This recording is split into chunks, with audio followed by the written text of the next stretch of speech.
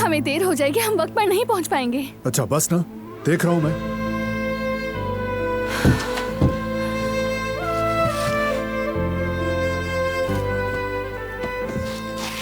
ऐसा हो कैसे क्या?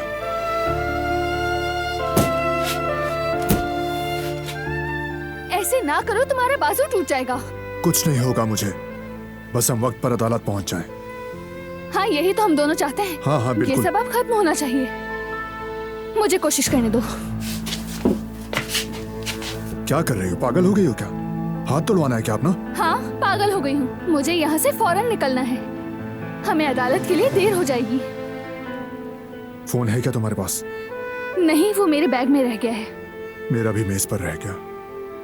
अपने खाला से बात करो तुम, हमारे पास और कोई रास्ता नहीं है, यहाँ की खिड़कियाँ तक बंद हैं।